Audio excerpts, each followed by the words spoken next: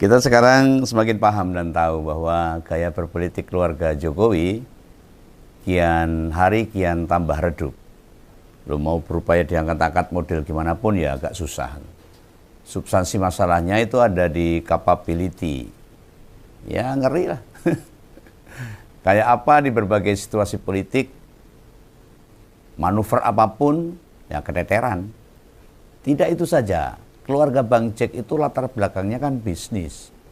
Mau total di politik ya habis akhirnya. Wong berpolitik kok cara pengelolaannya kayak manajemen perusahaan ya kena bubruk. Bahkan Partai Gajah sempat dilabeli dengan Super TPG. Itu cerminan kalau Jokowi serta anak-anaknya nggak ngerti demokrasi. Istilahnya partai beneran cuma alat dagang. Di pikirannya hanya untung rugi, bukan untuk menjual visi atau menarungkan ide atau mengangkat derajat rakyat sebagai tujuan partai politik. Ini sangat mudah ditemukan. Persepsi yang dilempar dari tembok ratapan Solo sekedar mengkapitalisasi. Jadi sistem kapitalisasi. Aspirasi yang diterapkan rakyat dibarter dengan janji-janji kekuasaan. Ini sangat menyedihkan. Grantes. Politisi model ginian kok ya didukung. Banyak penjilatnya, banyak pemujanya, banyak pendukungnya, sampai ugal-ugalan itu penjilatnya itu. Sampai ada yang nyebut nabi segala. Waduh. Pembegawan ya mudeng. Karpe biar terkesan modern, berkembang secara kekinian, lalu dilabeli sok-sok Super TBK. Namun secara substansial justru banyak mekanisme di Partai Gajah anti atau berlawanan sama konsep TBK alias terbuka tadi. Ini gagasan yang terkesan modernitas itu sebenarnya kalau dalam politik ya sekedar tools. Beda di sektor ekonomi, dalam support atau di pendidikan, pada bidang kebudayaan dan sebagainya itu beda. Contoh ini, bahwa keluarga tembok ratapan Solo nambah beleret, ya isu terbaru yang coba digoreng-goreng. Mulai soal ijazah palsu, sakitnya Bang Jack, terus masih banyak rakyat yang datang ke rumahnya itu di block up terus. Meskipun buh karpe ngopo do teko rono. Terus manfaatnya ya apa gitu loh. Lah upaya politisasi di ranah itu cetha welo-welo dan kita jelas gak akan tertarik di ruang itu. Gak. Pembegawan gak tertarik.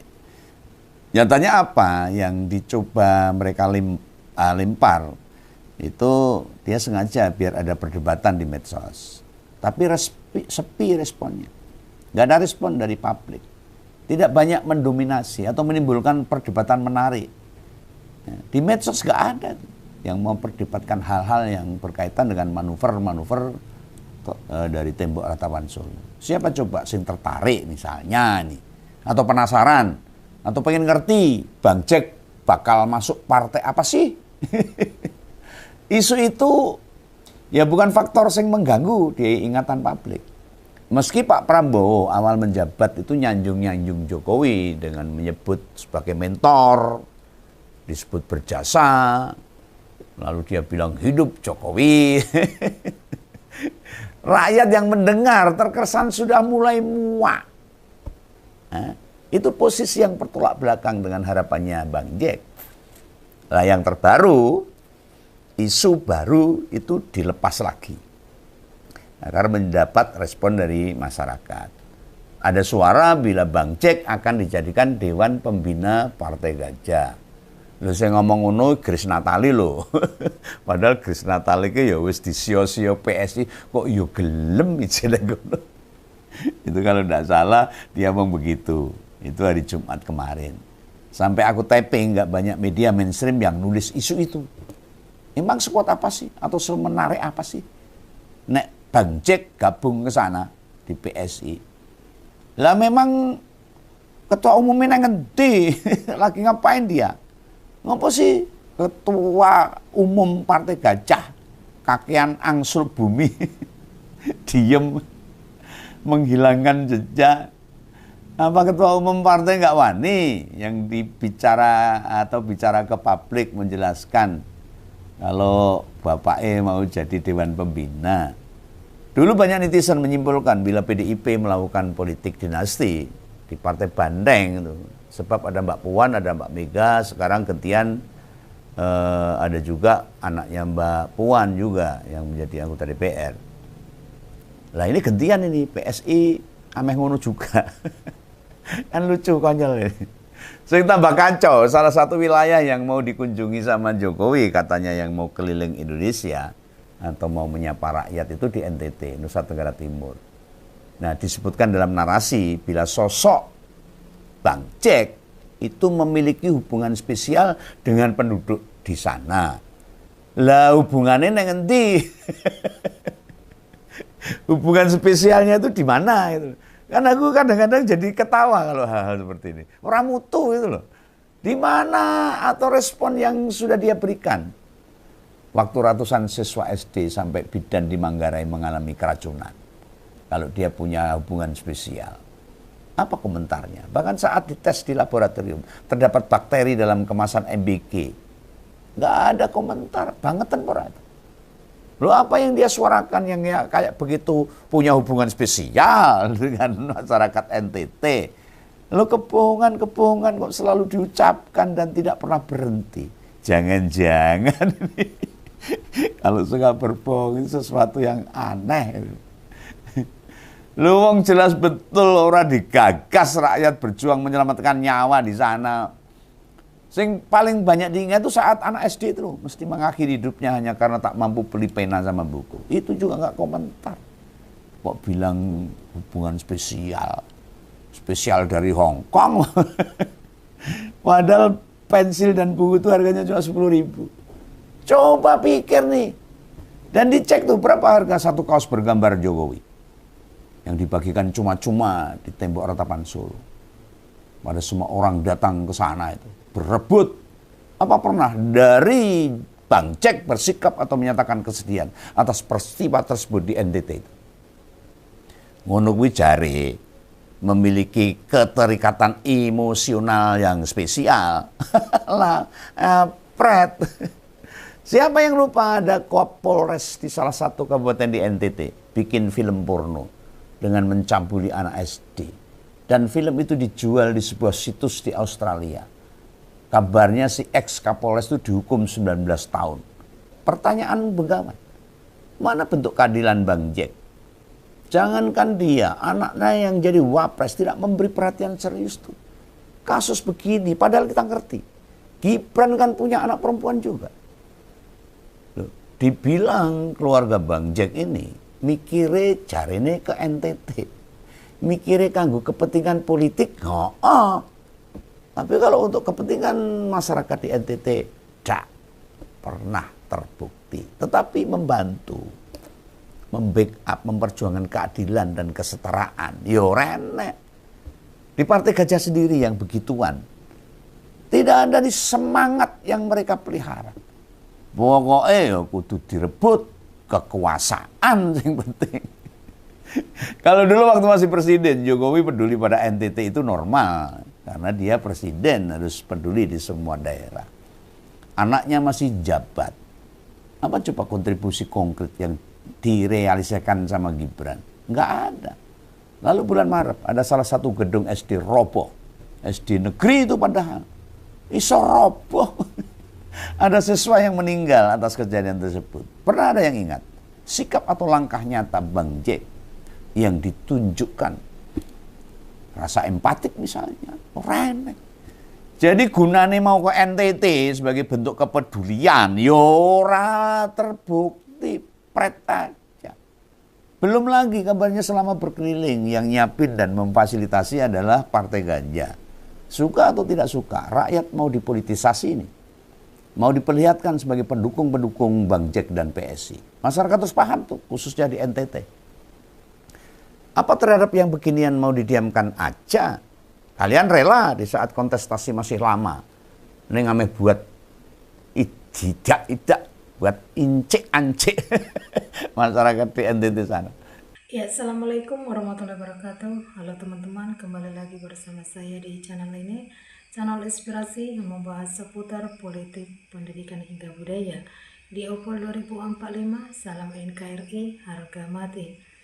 Dari video sebelumnya tentu teman-teman sudah menyimak, bahkan sudah memahami penyampaian yang cukup menarik mengenai video sebelumnya. Seperti biasa, izinkan saya untuk menyampaikan beberapa pendapat dari teman kita yang menanggapi video sebelumnya. Semoga bermanfaat dan kita bisa saling memahami satu sama lain. Di sini saya awali pendapat yang pertama. Tingkah keluarga besar Mukidi dan anteknya mulai bikin mual. Mau berkunjung ke ujung dunia pun si Joko pasti akan ditagih ijazah palsunya sama rakyat. Ayo kita lempari Jokowi saat berkunjung ke daerah-daerah, rakyat sudah muak dengan kebohongan yang dibuat Jokowi. Si tukang bohong Jokowi mau keliling Indonesia, mau mendahului kampanye. Sebaiknya PDIP tidak usah reaktif respon menanggapi pemenang pemilu kok menghadapi partai gurem malah rugi sendiri. Kita lanjutkan lagi ya teman-teman. Joko Widodo muka tembok masih merasa penguasa. Negara hancur, semua aturan ditabrak. Hukum dikangkangi, rakyat terpecah belah soal ijazah C. Dan sampai saat ini pun tidak kunjung selesai.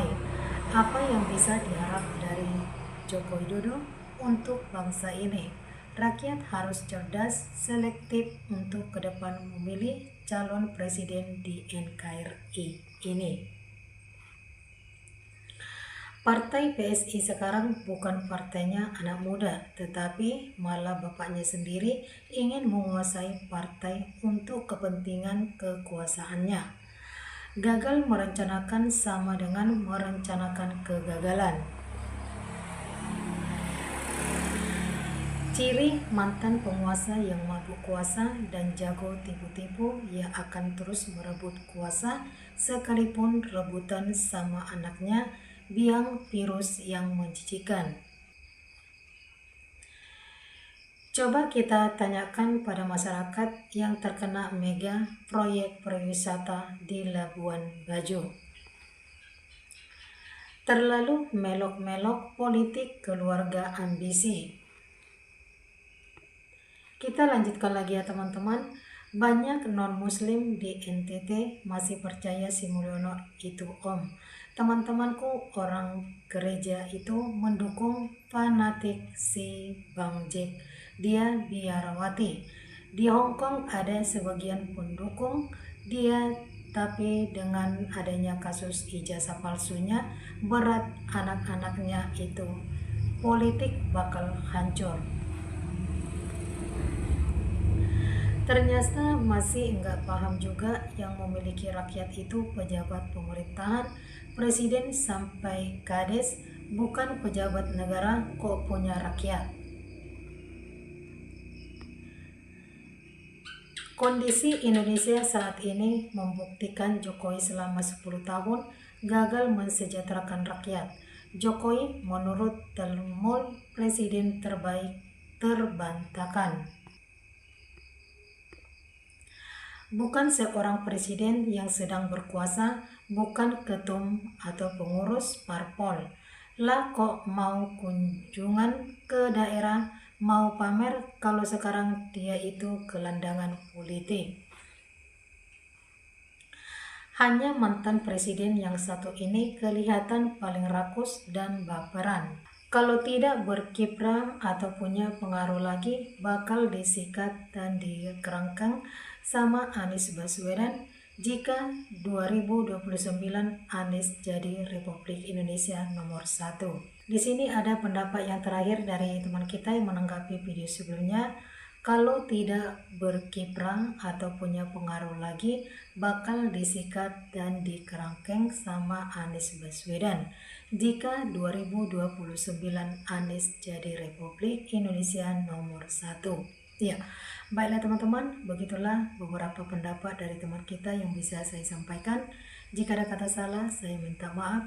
Berjumpa lagi kita di video selanjutnya. Salam inspirasi, salam NKRI, harga mati.